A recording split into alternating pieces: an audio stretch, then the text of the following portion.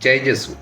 प्रभु यीशु के अति सामर्थ्यवान नाम पर और एक बार फादर आप सभी लोगों को बड़े प्यार से अभिवादन करते हैं और बाइबल तीर्थ यात्रा के 177वां दिन की व्याख्या में बड़े प्यार से स्वागत करते हैं। हालेलुया। आज हम मनन करेंगे पहले इतिहास ग्रंथ के 15-16 अध्यायों पर, साथ साथ स्तोत्र संगी 135 और नए विधान में फिलिपियों के नाम संत पौलुस के पत्र के अध्याय 3 में हम पहुंचे। हालेलुया। प्रियजनों, पहले इतिहास ग्रंथ के इन 2 अध्यायों पर, 15-16 अध्यायों पर हम 5 बातें देखने जा रहे हैं।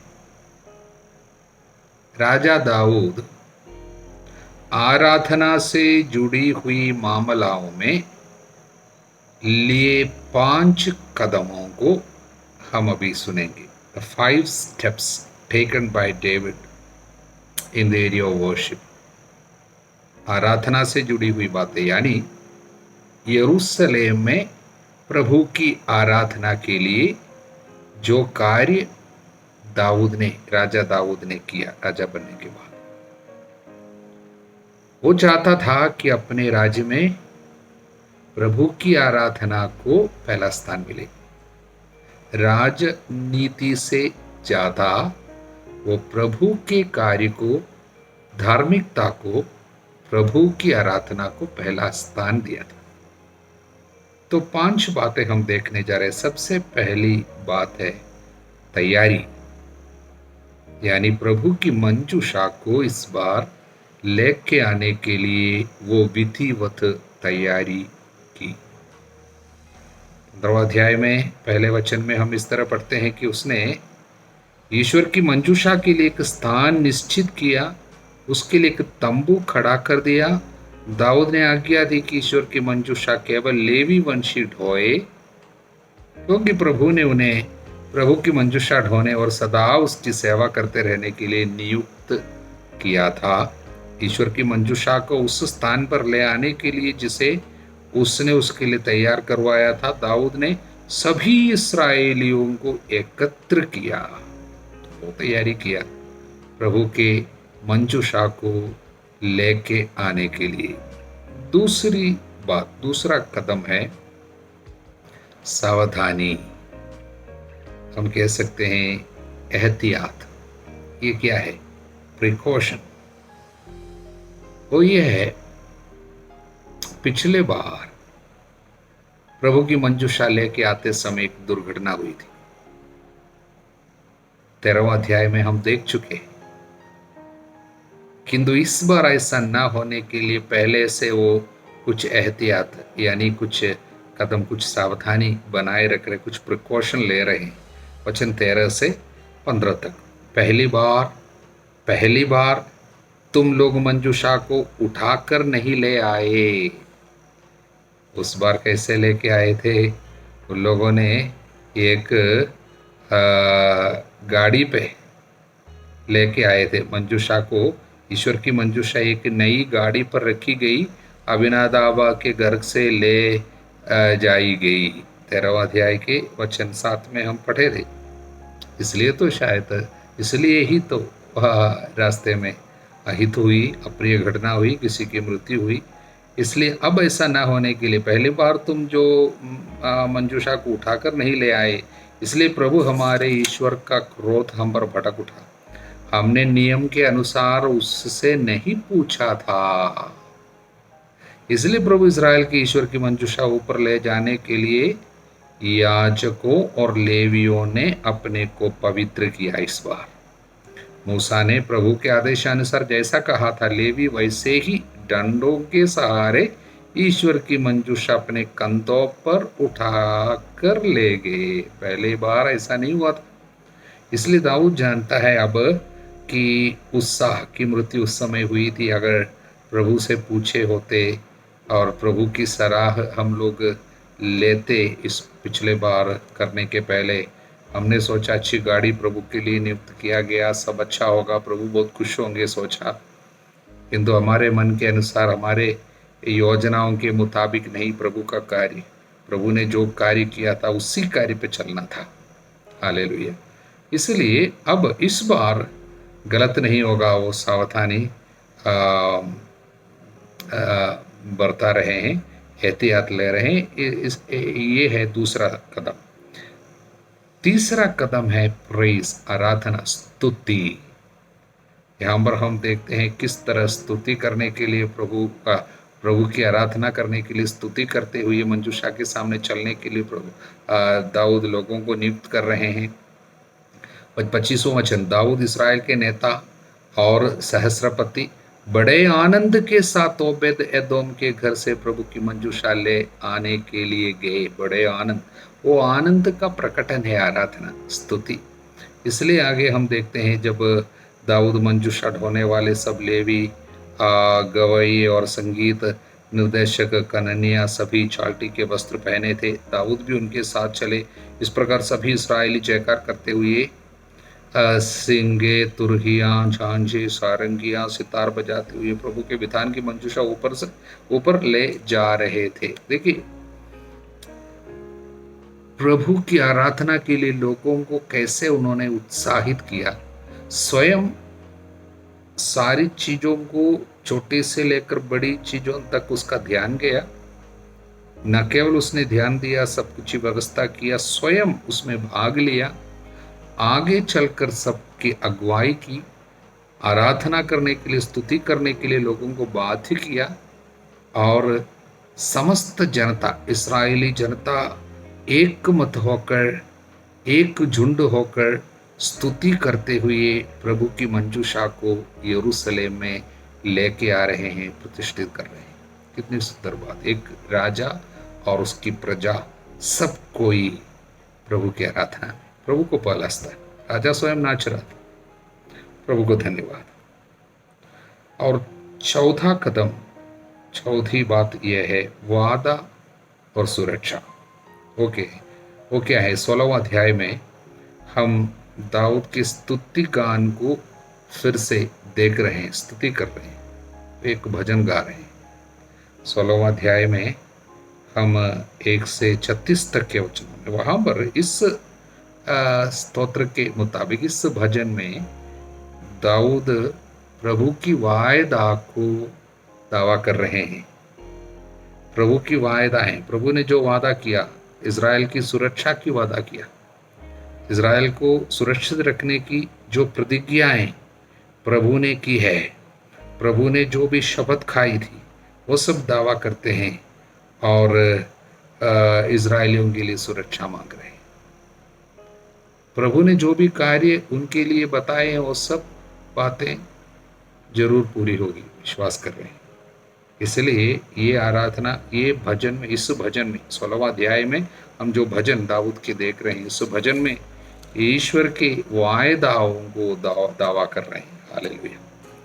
और 5वीं बात, अंतिम बात इस अध्याय की यह है कि इसको हम कैसे कह सकते हैं कि परिरक्षण कह सकता है, यानी प्रिजर्वेशन। वो क्या है? प्रभु की मंदिर, प्रभु की मंजूषा को न केवल लेके आए, बल्कि आराधना जारी रखने के लिए व्यवस्था भी किया।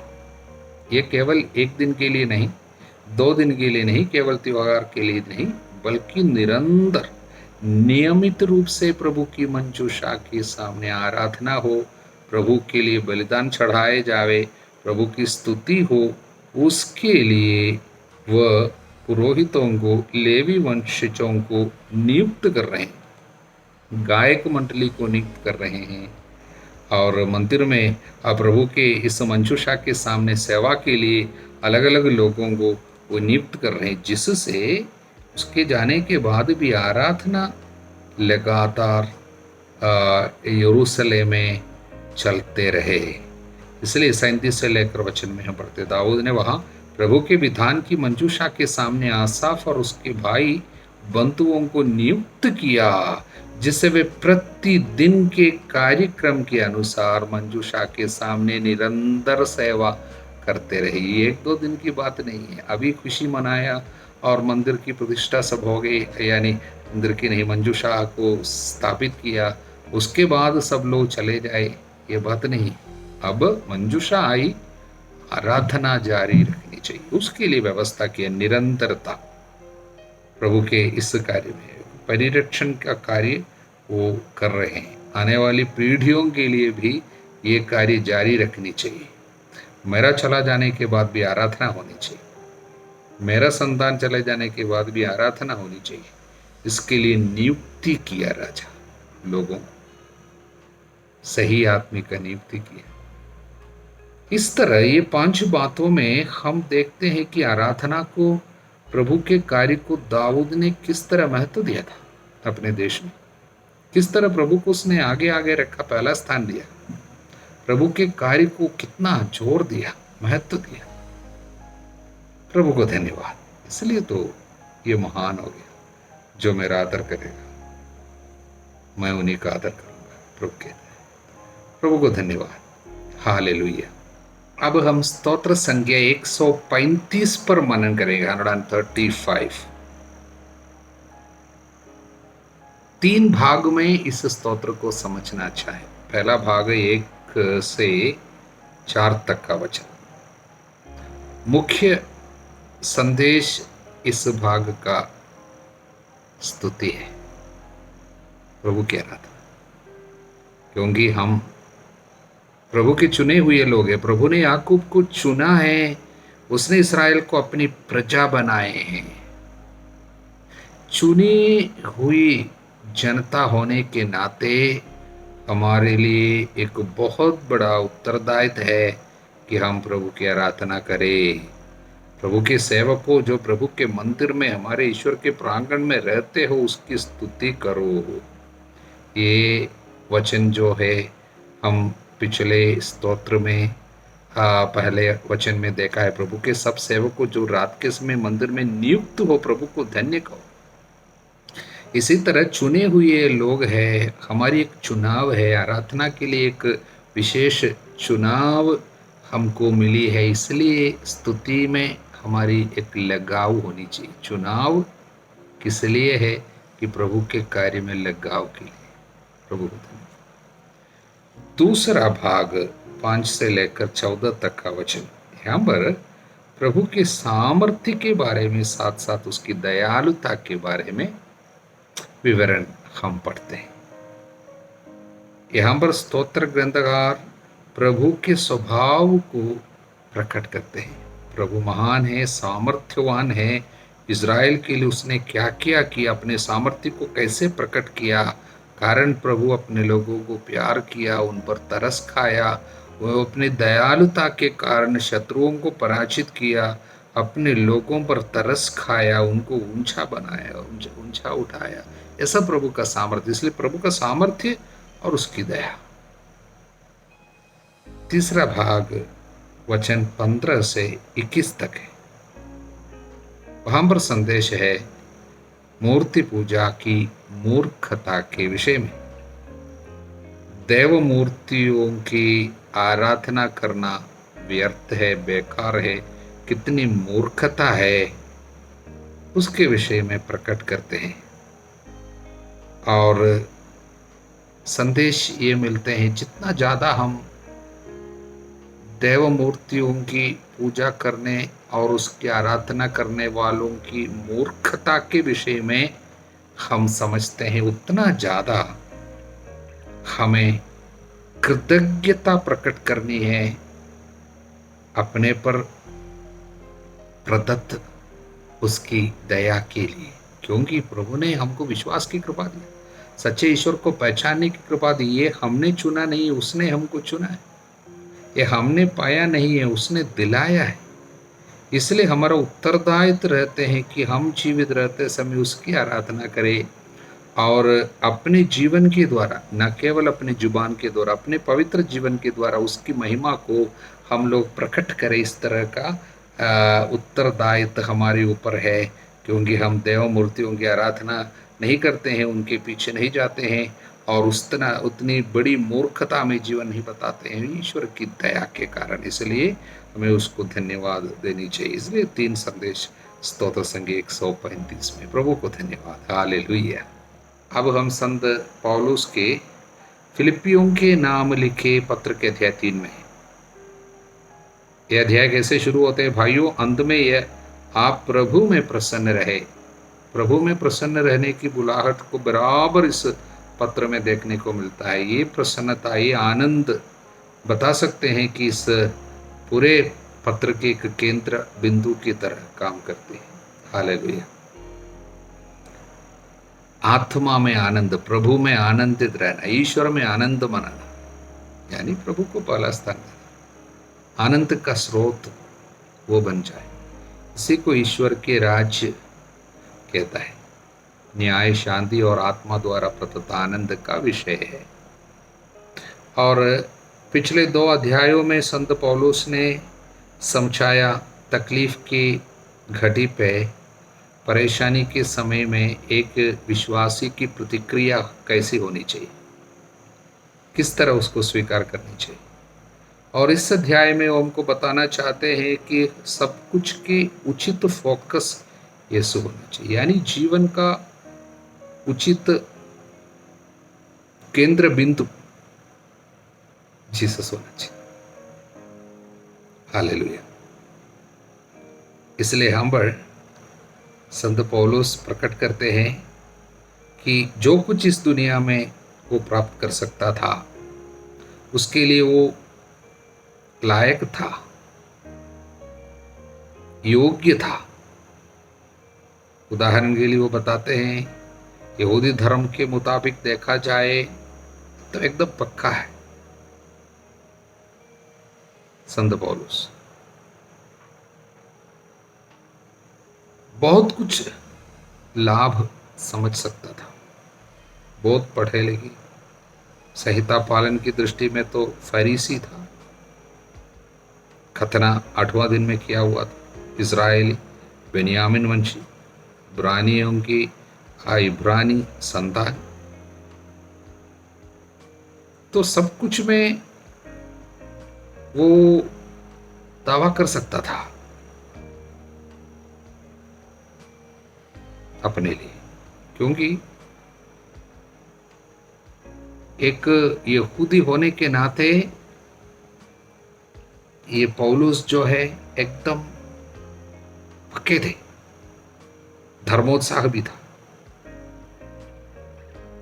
वचन 6, मेरा धर्मोत्साह ऐसा था कि मैंने कलीसिया पे अत्याचार किया। संहिता पर आधारित धार्मिकता की दृष्टि में मैं निर्दोष था, संहिता के अनुसार। किंतु वो कहता है, जो भी ये बातें मैं पहले लाभ समझता था, उन्हें मसीह के कारण मैं हानि समझने लगा। बड़ा पढ़ा लिखा हूं, उससे कोई मतलब नहीं। मेरा मान सम्मान होता था, यश बहुत बड़ा था, अनेक लोग आदर करता था, अनेक मेरे शिष्य थे, कोई बड़ी बात नहीं। इतना ही नहीं, मैं प्रभु ईसा मसीह को जानना सर्वश्रेष्ठ लाभ मानता हूं। इस ज्ञान की तुलना में हर वस्तु को हानि ही समझता हूं। उन्हीं के लिए मैंने सब कुछ छोड़ दिया और उसे कूड़ा समझता हूं। जो भी इस दुनिया में बड़ी बातें थी, नाम हो, काम हो, पैसा, धंधा, पढ़ाई, सब कुछ को मैं कूड़ा समझता हूं। क्यों? किस लिए? कारण क्या है? वचन 10 इस अध्याय का सबसे सुंदर और केंद्र बिंदु कहा जा सकता है। 10वां वचन, मैं चाहता हूँ, मैं क्या चाहता हूँ, ये सब मैं क्यों करता हूँ? मैं सब कुछ जो मेरे लिए लाभदायक था दुनिया की दृष्टि में, सब कुछ को मैं छोड़ देता हूँ। क्यों? मैं चाहता हूँ कि मसीह को जान लूँ, उनके पुनरुत्थान के सामर्थ्य का अनुभव करूँ, मृत्यु में उनके सदृश्य बनकर उनके दुख भोग का सहभागी बन जाऊं। लोग क्या बोलेंगे? पागल। हालेलुया। दुख भोग का सहभागी बन जाऊं, उसके लिए जो कुछ मुझे इस दुनिया में प्राप्त था मैं छोड़ने को था। उन्हें सब कूड़ा कचड़ा समझता हूं। एक ही बात चाहिए, प्रभु यीशु, उसका ज्ञान, उसका प्रेम। हालेलुया। बहुत ही सुंदर अध्याय है और छोटा अध्याय है, बहुत ज़्यादा बड़ा अध्याय नहीं है। और वो अंत में हमको बताते हैं कुछ लोग ऐसे हैं जो प्रभु के क्रूस के शत्रु बनकर जीवन बिताते, क्रूस के शत्रु बनकर जीवन बिताते। हालेलुया। देखिए, दुनिया में जो कुछ उनके लिए लाभदायक था उन्हें छोड़ने की तैयारी, छोड़ने की घोषणा ये कर रहे हैं, क्योंकि मेरे लिए प्रभु मसीह ही सब कुछ है, वही मेरी सबसे बड़ी कीमती धन है। हालेलुया। इसलिए वो अंत में कहता है, किंतु कुछ लोग हैं जो मसीह के क्रूस के शत्रु बनकर जीवन बिताते हैं। क्रूस के शत्रु बनकर, यानी सांसारिक दृष्टि से सब कुछ को देखता है, प्रभु की दृष्टि से नहीं है। अंदरूनी आंखें नहीं खुली है, आध्यात्मिक एक दिव्य दृष्टि, अंतर्दृष्टि नहीं मिली है। उनके विषय में कहता, उनका सर्वनाश निश्चित है। वे भोजन को अपना ईश्वर बना लेते हैं, ऐसी बातों में गर्व करते हैं जिन पर लज्जा करनी चाहिए। उनका मन संसार की चीजों में लगा हुआ है। किंतु वचन 20, हमारा स्वदेश तो स्वर्ग है, हम स्वर्ग से आने वाले मुक्तिदाता प्रभु ईसा मसीह की राह देखते रहते हैं। वो जिस सामर्थ्य द्वारा सब कुछ अपने अधीन कर सकते हैं, उसी के द्वारा वह हमारे तुच्छ शरीर का रूपांतरण करेंगे, उसे अपने महिमा में शरीर के अनुरूप बना दे। कितनी बड़ी आशा के साथ इस अध्याय का अंत होता है। प्रभु को धन्यवाद। इसलिए आज के दिन में जो भी शिक्षा हमने पाई है उसके लिए प्रभु को हम धन्यवाद देते हुए इन वचनों पर चलने की कृपा हम लोग प्रभु से मांगेंगे। Hallelujah, hallelujah. सर्वशक्तिमान ईश्वर पिता, पुत्र, पवित्र आत्मा आपको आशीर्वाद प्रदान करे। आमीन। हालेलुया।